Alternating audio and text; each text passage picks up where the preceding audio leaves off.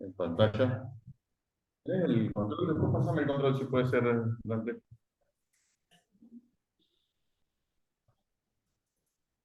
Ahí estamos. Bien, Romanos capítulo 6, en la bondad del Señor vamos a meditar. Quienes estuvieron en la primera reunión vimos algo de lo que significa que a veces la palabra salvación tiene diferentes acepciones, ¿sí? La salvación tiene distintos momentos, ahora lo vamos a ver en algún detalle. Y ciertamente, a veces cuando se habla de salvación en la Biblia se habla de lo que Dios ya hizo, que es la justificación, lo que estuvimos charlando un poquito en la reunión anterior. En otros textos se habla de lo que Dios está haciendo, ¿sí? Que nos está santificando, que es de lo que vamos a hablar ahora. Y en otros textos se habla de lo que Dios va a hacer ya cuando no estemos más en la tierra, que lo va a hacer de una forma instantánea, que es lo que llamamos glorificación, que va a cambiar por completo toda nuestra naturaleza o todo lo que es la parte física de nuestro ser, y nos va a hacer aptos para poder entrar al cielo, sin ni un solo pecado, para poder entrar en su presencia. Ahí está funcionando, perfecto, vamos a ver si lo toma de acá después. Gracias. Y bueno, entonces, ¿a qué llamamos santificación? Ahora después lo vamos a contextualizar también dentro de la serie que veníamos considerando. ¿Qué llamamos santificación? Bueno, santificación llamamos a el proceso por el cual Dios nos va cambiando y transformando. ¿Sí? De eso se trata. Ahora lo vamos a ampliar un poquito, pero como para que no nos quedemos en ascuas cuando arrancamos. ¿Sí? Bien, ahí está. Recuerden que estábamos dentro de este marco que habíamos arrancado en realidad el año pasado, a principio del año pasado, cuando vimos la vida y los pámpanos, ¿sí? ¿Se acuerdan? Creo que todos o muchos se acuerdan de que Dios nos ha salvado, ¿sí?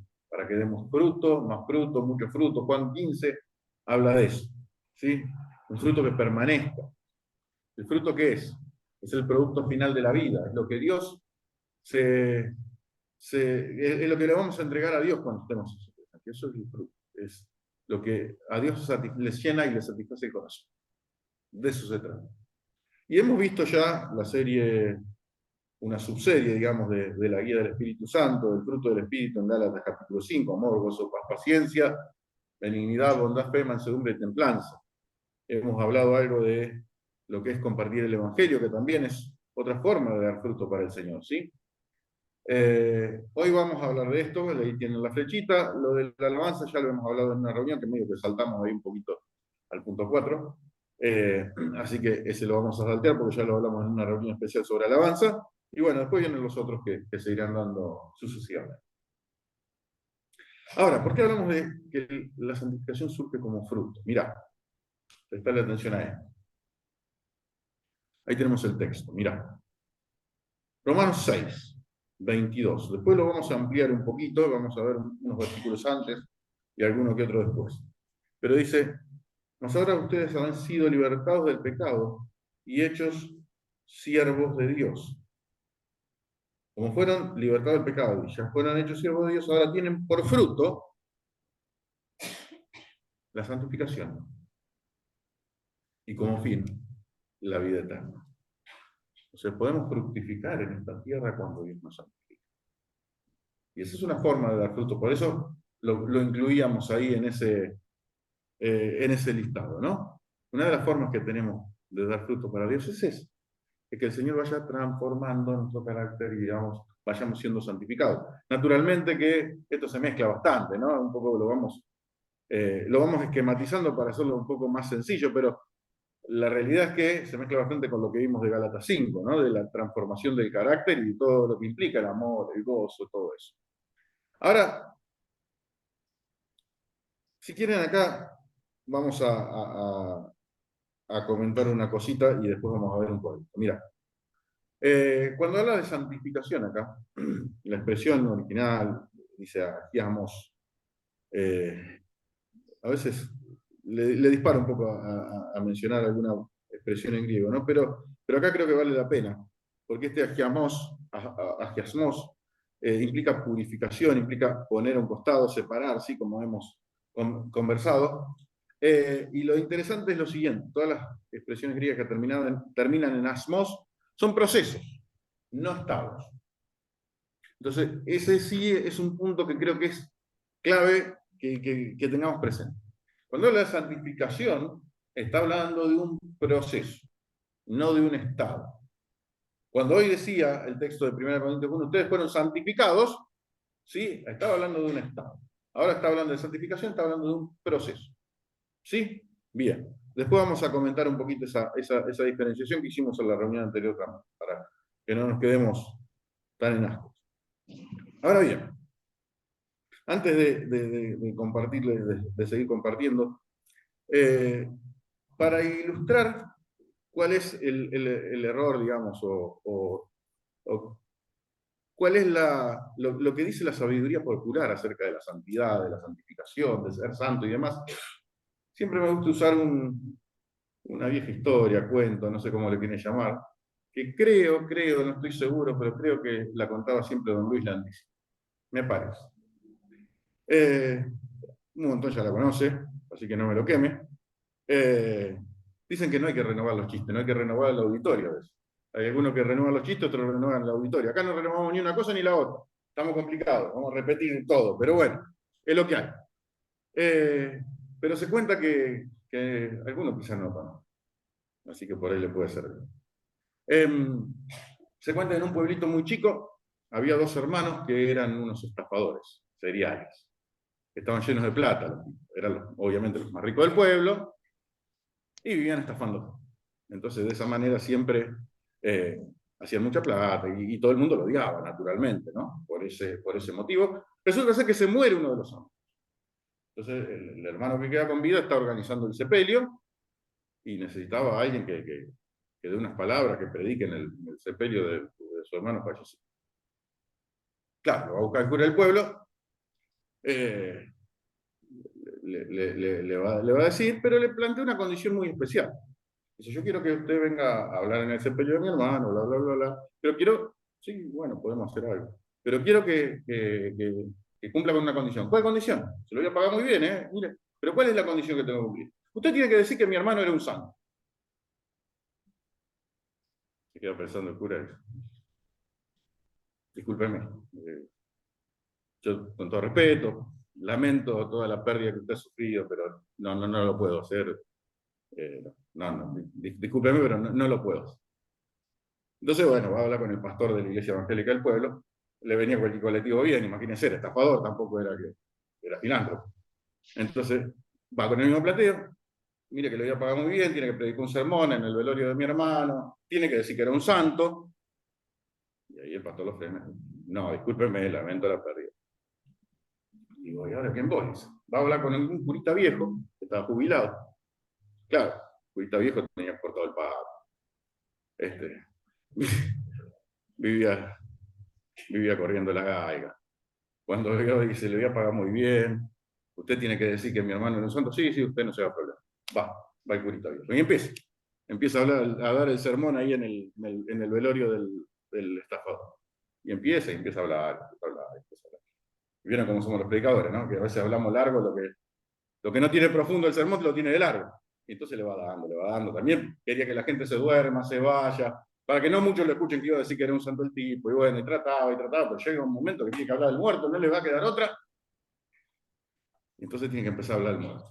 Y dice, bueno, y acá estamos despidiendo los restos mortales de este hombre, que como ya todos ustedes saben, ha sido el más estafador que he conocido, ha sido el más delincuente. Ha habido gente que ha perdido la casa, ha perdido todos sus bienes por culpa de este tipo que está acá, que estamos despidiendo. Pero al lado del hermano que está presente acá, el tipo era un santo.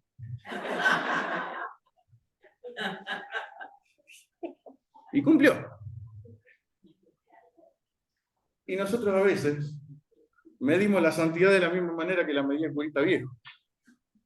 Medimos la santidad por comparación. Entonces decimos, bueno, en realidad resulta que Bueno, yo no soy tan gran cosa, pero al lado de este, sí, soy un santo. Yo soy Gardel, Lepera, los guitarristas y el piloto del avión. Claro, a veces la pensamos en esos términos, pensamos en comparación, pensamos en compararnos, pensamos en, bueno, en consolarnos o en el famoso mal de mucho consuelo tonto, ¿no? Pensamos en esos términos. Bueno, no. El trato con Dios no es así. No es comparación. Es uno a uno. Es mano a mano. No, no funciona comparando. Es mano a mano. Uno te tiene que rendir cuentas por sus propios pecados, no por los pecados de terceros. ¿Se entiende, no? Eh, y esto creo que lo tenemos que incorporar, porque la comparación siempre se nos viene a la cabeza, siempre terminamos comparando, siempre por H o por B terminamos haciendo algún tipo de comparación. Y claro, cuando comparamos, claro, siempre vamos a encontrar uno peor que nosotros.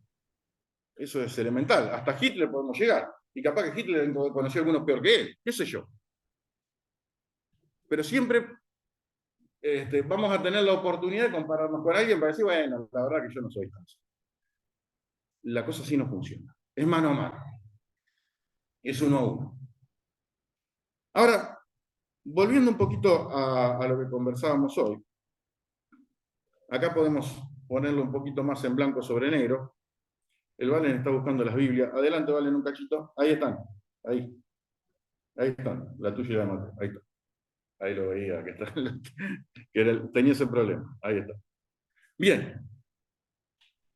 Eh, tres momentos en el proceso de salvación, lo que decíamos hoy más temprano, y que lo charlábamos hoy. Nosotros, la salvación implica todo esto, no es solamente el momento en que aceptamos a Cristo, que sí es la parte central y si se quiere el primer paso, el puntapié inicial de nuestra salvación, pero la cosa no termina ahí. Y el término salvación se usa de distintas maneras. Entonces, por eso decimos que existe ese momento en el cual aceptamos a Cristo, que es lo que llamamos la justificación, que somos librados de la culpa del pecado. ¿Sí? La culpa del pecado ya no nos atormenta porque Jesús pagó el precio de todos nuestros pecados. ¿Sí? Viene el momento en que, ahora vamos a conversar un poquito más, el de la santificación, en donde el Señor nos va transformando y nos va haciendo libres del poder del pecado. Y va a venir un momento en donde, cuando seamos glorificados por completo, vamos a ser libres de la presencia del pecado. No va a haber siquiera ningún solo pecado en nuestro ser, algo que nos vuelve locos, medio que nos parte la cabeza, ¿no? ¿Cómo puede ser que podamos ser libres de la presencia del pecado? Bueno, es la obra que Dios hace a través de Jesucristo. Es lo que el Señor Jesús hace.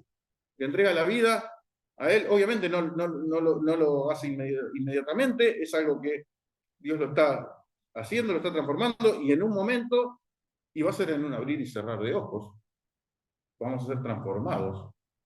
Y esa glorificación va a ser una realidad. Claro, la justificación nos da derecho a entrar al cielo, pero todavía tenemos pecado. Entonces, cuando vamos siendo santificados, Dios nos va preparando y nos va haciendo idóneos para entrar al cielo. La realidad es que ni un solo pecado puede entrar en el cielo, entonces, cuando seamos glorificados y transformados, vamos a ser trasladados, ya no solamente con el derecho adquirido, sino con la promesa concretada y efectiva de ser trasladados al cielo. La justificación es instantánea, es en un instante, cuando aceptamos a Cristo. La santificación es un proceso que dura toda la vida, y la glorificación también va a suceder en un momento, en un abrir y cerrar de ojos. La Biblia es la promesa en la cual confiamos. ¿Se entiende? Creo que ahí más o menos marcamos un poquito todo. ¿Y qué pasa? La justificación, si se quiere, la parte primera, como decíamos, cuando ya somos justificados, hoy leíamos en 1 Corintios capítulo 1, si quieren se los vuelvo a leer, Dios ya nos declara santos. Y eso es lo que llamamos santidad posicional. Es decir, Dios nos pone en una posición de santos que todavía no se ha efectivizado, pero que legalmente ya existe.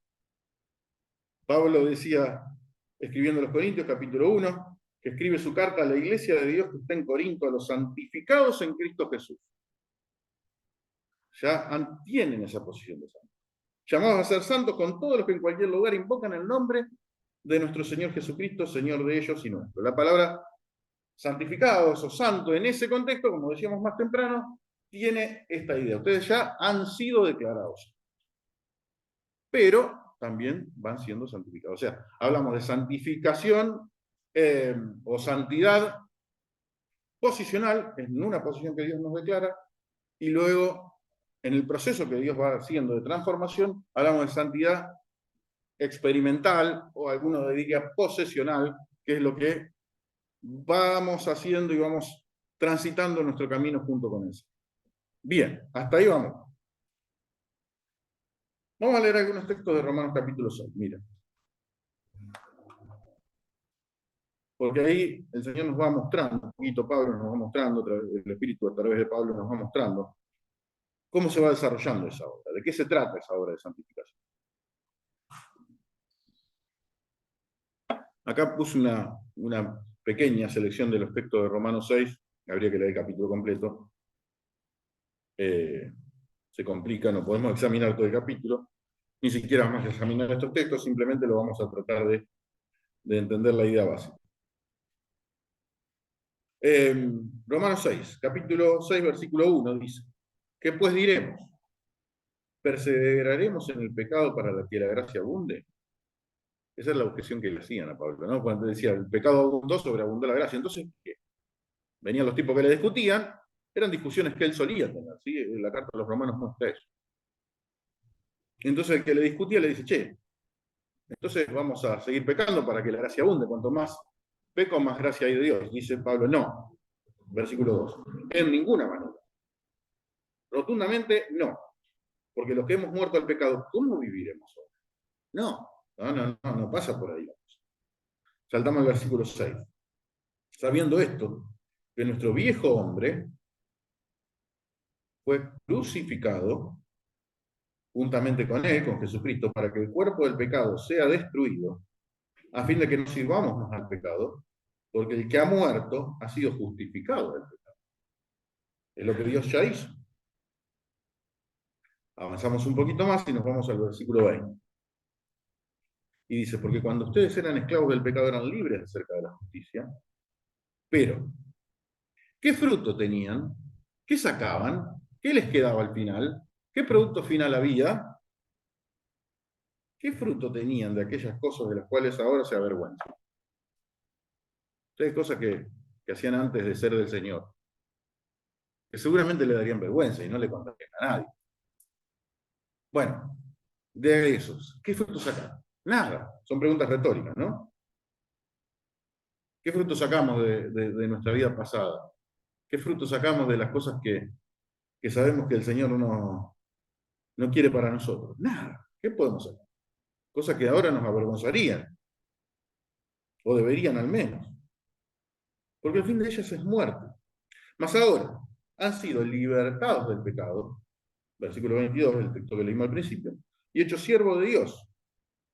Entonces tienen por fruto la santificación y como fin la vida eterna.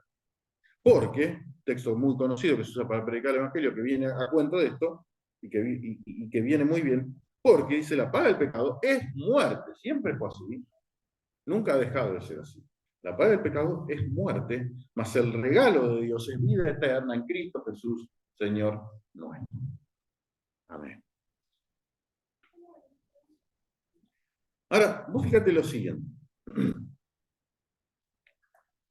En el versículo 6 dice que nuestro viejo hombre, o sea, la naturaleza anterior, o si se quiere la carne, todo lo que ello nos incita a vivir lejos de lo que Dios quiere, fue crucificado juntamente con Jesucristo para que el cuerpo del pecado, dice la Reina Valera 60, lo leo acá, dice, sea destruido.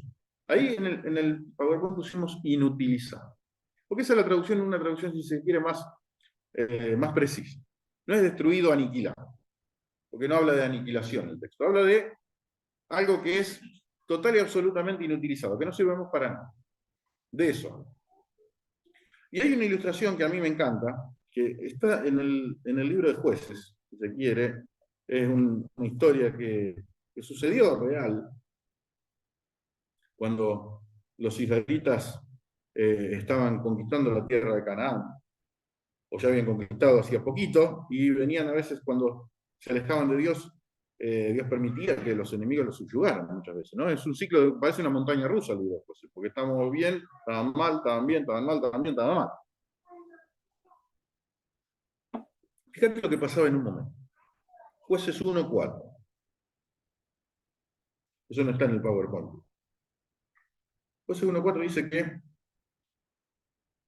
estaban siendo subyugados por unos enemigos que tenían un rey que se llamaba Adonibesec, y dice, y subió Judá, y Jehová entregó en sus manos al cananeo y al pereceo, y hirieron de ellos en Besec a 10.000 hombres.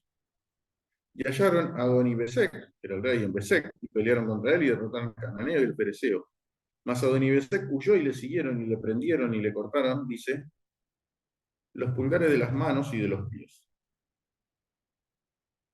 Entonces dijo Adonibesec, 70 reyes cortados los pulgares de sus manos y de sus pies, y recogían las migajas debajo de mi mesa, como yo hice. Así me ha pagado Dios, y lo llevaron a Jerusalén donde murió. Mirá, ¿qué es lo que está mostrando acá el texto? Primero vamos a la historia puntualmente, ¿no? Hubo una guerra, una batalla, y este Adonibesec era un tipo enormemente cruel, sanguinario. Dice que cuando conquistaba, cuando vencía en alguna batalla, lo que hacía era tomar al rey y no lo mataba, sino que le cortaba los pulgares de las manos, cosa que la mano queda con 4 dedos, muy complicada para maniobrar. Y por lo que dicen los textos originales, le cortaba también los pies enteros, no los pulgares de los pies, los pies. Entonces, claro, la persona quedaba totalmente inválida cuando le cortaban el pulgar y los pies. Entonces quedaba tirado como si fuera peor que un perro. No se podía mover ni siquiera en 4 patas, quedaba tirado ahí, y él dice que le tiraba migajas de la comida. La crueldad que tenía el tipo, fíjense la mentalidad que...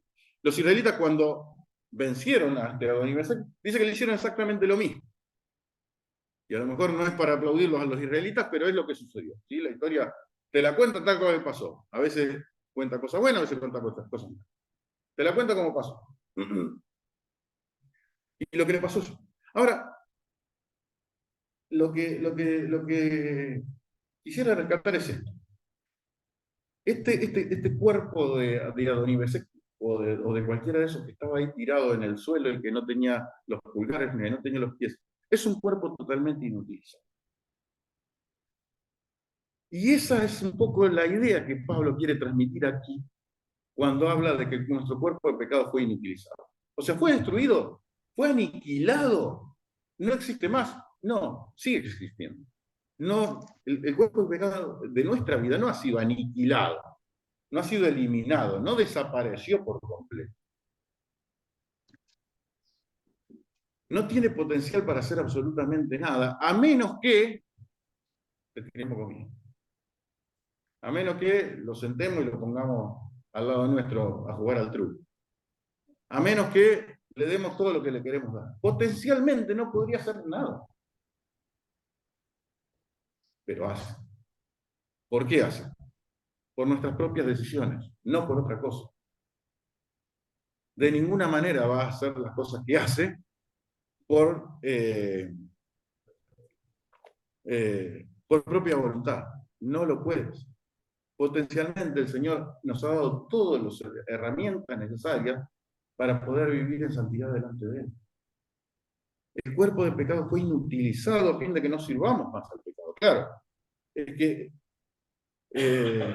el pecado tiene que, de alguna manera, y hay algún autor que dice que Satanás alguna concesión que le ha dado al ser humano es que pueda disfrutar de algo de placer en el medio del pecado, porque si no nadie pecaría. Entonces algo de placer te tiene que dar, aunque sea transitorio, breve, efímero, como quieras llamarle, pero algo te tiene que dar porque si no, nadie caería bajo sus garras, ¿no? Entonces algo te tiene que dar. Entonces, ese alguito que nos da es lo que hace que le tiremos comida. Entonces, lo que Pablo nos está diciendo acá es, ustedes antes eran esclavos del pecado, antes no podían hacer absolutamente nada, antes el pecado los dominaba a ustedes, antes el cuerpo de pecado tenía los pulgares perfectos, los piececitos funcionando a la perfección, te dominaba y no te dejaba hacer absolutamente nada por propia voluntad. Es decir, hay personas que seguramente, sin ser del Señor, quieren hacer las cosas bien, hay personas que quieren tener una vida ética, moralmente responsable, ser buen ciudadano, pagar los impuestos, qué sé yo, quieren hacer un montón de cosas y a veces hay cosas que consiguen. Se logran. Hay determinadas cosas que se logran, pero nunca logran que el corazón pueda ser transformado, porque solamente el Señor puede transformar el corazón. Solamente Jesucristo lo puede transformar, solamente Jesucristo lo puede cambiar. Solamente a través de Él no hay otro nombre debajo del cielo dado a los hombres en el cual podamos ser salvos. ¿Sí? Solamente Jesucristo nos salva. Y el cuerpo del pecado de alguna u otra manera actúa y domina. Algunos, obviamente, que tienen su conciencia que hace que no lo domine tanto, y hay algunos cuando ya directamente han perdido totalmente todo tipo de conciencia, se vuelven psicópatas, o lo que fuera, sociópatas, o lo que fuera. Pero al final el juego siempre está lo. Ahora bien, Dios lo que quiere hacer es que nuestro caminar con Él vaya en progresión de santificación. Y eso es lo que Él quiere hacer. Y dice, ustedes cuando son libertados del pecado, son hechos siervos de Dios, se ponen y se alinean con la voluntad de Dios y van tomados de la manito del Señor. Él los hace libres del pecado, los hace siervos de Dios, tienen un fruto que es un fruto permanente, que es la santificación, y tienen un final que ya está determinado, que es la vida eterna. Esa es la obra, de eso se trata la santificación. Ahora, fíjate, ¿de qué manera se produce? Mira, lo vemos rapidito. Mira, fíjate esos textos que están ahí. Estoy corriendo acá una pantallita para poder leer mejor. Por tanto, dice 2 Corintios 3:18. Por tanto, nosotros todos, mirando a cara descubierta como en un espejo la gloria del Señor, somos transformados de gloria en gloria en la misma imagen como por el Espíritu del Señor. Eso es la obra que está haciendo. Una transformación, dice, de gloria en gloria. Lo hace, es una obra del Espíritu Santo, no se puede hacer esta. No la podemos fabricar. Sí podemos ponerle palos en la rueda para que el Espíritu Santo no actúe. Y de hecho lo hacemos. Y a veces nos ponemos contentos con el palo en la rueda. Pero la obra la hace el Espíritu Santo, somos transformados de gloria en gloria. Y dice, ahora miramos como por un espejo. Los espejos antes no brindaban imagen nítida, ¿no? Eran metal pulido, que daban una imagen media borrosa. No eran como los espejos de ahora. Entonces, dice, vamos viendo como en un espejo la gloria del Señor, ¿no? No lo vamos viendo clarito. Pero de a poquito nos va mostrando algo. Bueno, y vamos siendo transformados. Es la obra que Dios hace a través del Espíritu Santo. Dice, por tanto, dice, no desmayamos, decía el apóstol también unos versículos más adelante, 4:16, aunque nuestro hombre exterior se va desgastando, y vaya que se va desgastando, el interior no obstante se renueva de día en día. El exterior se desgasta. Se nos cae el pelo, nos crece la panza, nos duele la cintura, nos duele la cervical, me empieza a doler el oído, hay veces que me duele algo y no sé por dónde, no sé qué hice. Nos empieza a doler hasta el apellido. Y entonces, mientras el desgaste, que es inevitable, aunque a veces obviamente podemos hacer cosas para mejorar y para enriquecer ese proceso, ¿no?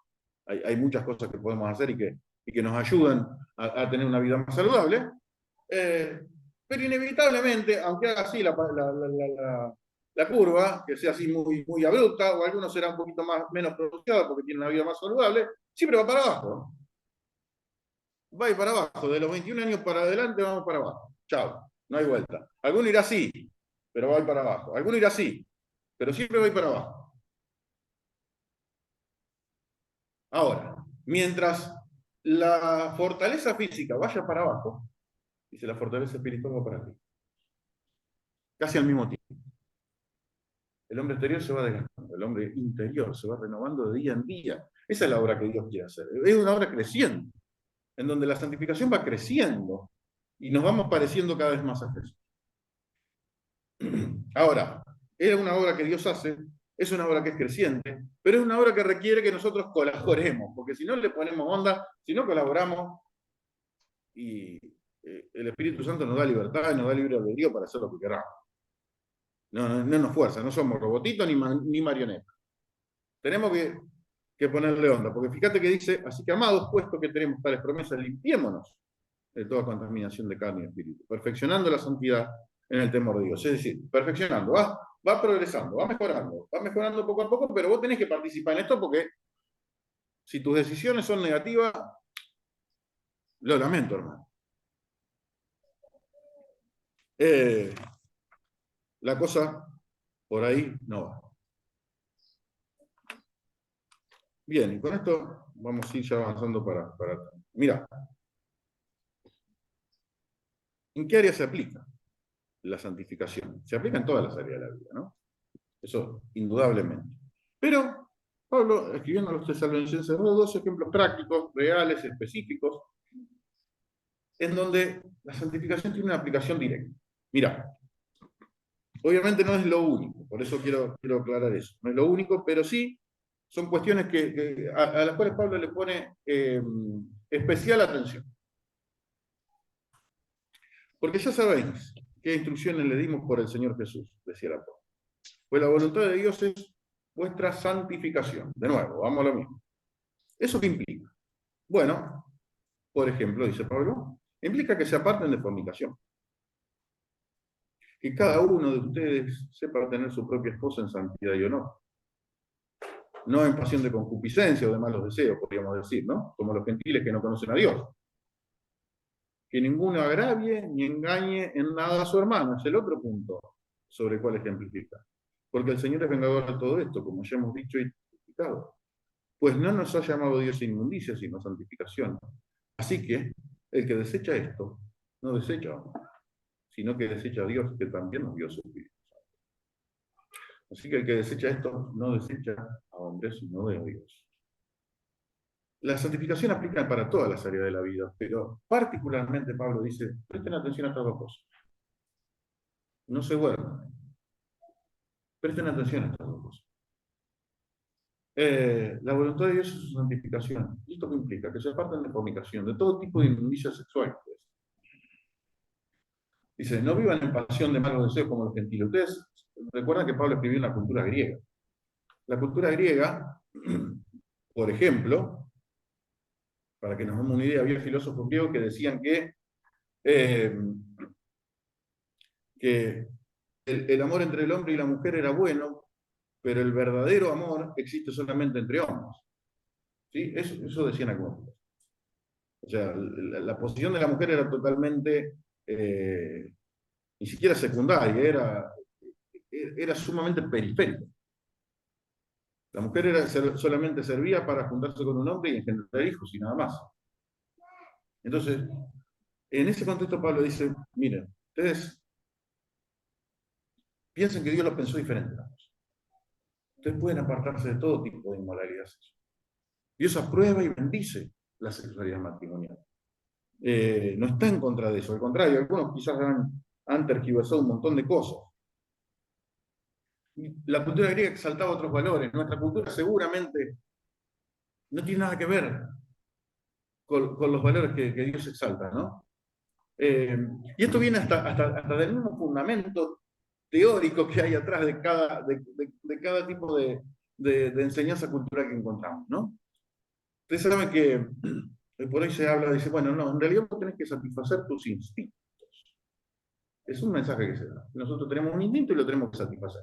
Así como vos tenés hambre, tenés que comer. Tenés necesidades sexuales, tenés que tener relaciones sexuales. En cualquier lado, en cualquier momento y en cualquier lugar. La realidad es que, aunque esto suene muy contracultural, pero es así, los seres humanos no tenemos instinto sexual. Instinto sexual tienen los perros, los gatos, los elefantes. Nosotros tenemos impulso sexual. Porque el instinto sexual no se puede controlar. Es incontrolable. El perro tiene ganas de estar con una perra y va a hacer cualquier cosa. Y nadie lo puede acusar de violador al perro porque está dentro de su genes, su instinto y no lo puede controlar. En cambio, a un ser humano que quiere tener relaciones sexuales forzadamente, lo acusan de violador y con justa razón porque tiene la capacidad y el poder de controlarse. No son cosas iguales, no son equivalentes. Incluso la necesidad alimenticia también uno la pone bajo control. Ahora tengo mucha hambre, pero no me voy a comer, no sé, un brazo de Fabio ahora. Aunque me podría alimentar bastante bien, con eso tengo para... Este, con eso tenemos para unos cuantos acá. Pero bueno, los seres humanos somos distintos que los perros, que los gatos, que los animales. ¿Sí? Y lamentablemente, hoy por hoy, la cultura nos está queriendo meter en la cabeza que somos animalitos, que solamente tenemos instintos y que los instintos los tenemos que satisfacer, sea como sea y a como dé lugar. Y así estamos. Claro, la cultura no te va a contar cuál es la realidad de lo que hay atrás, cuáles son las consecuencias de todo eso. No te va a contar de las enfermedades, no te va a contar de los embarazos no deseados, de los abortos que se generan, no te va a contar de las frustraciones emocionales que hay atrás de eso, cosa que quizás sea la parte más grave, más seria, más compleja, y que desaparece por completo. Y que una persona haya sido usada para tener relaciones sexuales por una noche y después se siente usada como un trapo viejo. La frustración emocional que genera eso es inconmensurable. Y nadie te la cuenta eso. Bueno, dice Pablo, cada uno sepa tener su pozo en sentido de no, sepa disfrutar de lo que Dios le regaló al ser humano en cuanto al sexo. Que lo disfruten a pleno, porque nada de eso sucede justamente bajo los parámetros de Dios. Nada de eso sucede en la sexualidad matrimonial. En la sexualidad matrimonial hay comodidad, hay tranquilidad. Si los cónyuges se aman verdaderamente, si son fieles, no hay sentimiento de culpa, no hay dolor afectivo, hay lugar preparado para recibir un bebé si viniera, los métodos anticonceptivos pueden fallar, puede fallar, dijo el Espinosa Toussaint, casi mata al hijo, por decir puede fallar. Bueno, todo puede fallar, pero si algo falla, está el lugar preparado. Fíjense cómo cambia la cosa y cómo Dios piensa las cosas perfectamente. Y la santificación implica eso también, que podamos vivir de acuerdo al propósito original de Dios y que disfrutemos de las cosas de la vida como Dios las pensó, ni más ni menos que eso. Habla también del vínculo con los hermanos. Y dice que nadie, ninguno, agravie ni engañe en nada a su hermano. Ya se hace tarde, pero simplemente déjenme mencionar un par de textos que seguramente muchos conocen. ¿Sí? En primera carta de Juan, capítulo 4. Juan escribe un montón sobre esto, ¿sí? Pero primera Juan capítulo 4 dice, si alguno dice yo amo a Dios y aborrece a su hermano, es mentiroso. Pues el que no ama a su hermano a quien ha visto, ¿cómo puede amar a Dios el que no? Dios nos muestra su amor a través de los hermanos, nos guste o no nos guste. Somos familia. Y en la familia hay problemas, ¿eh? En la familia hay pelea, en la familia discutimos, en la familia a veces nos enojamos, a veces, pero también tenemos que pedir perdón, también tenemos que restaurar, también tenemos que ir acomodando los patitos cuando se desalinean. Pero dice, si alguno dice yo amo a Dios, por eso su hermano es mentiroso. El Señor decía así, si alguno, mira, te lo leo rápido, Mateo capítulo 5, versículo 20, no lo tenía marcado acá, pero te leo rapidito lo que dice. Fíjate lo que decía el Señor sobre eso. Mira, cuando está eh,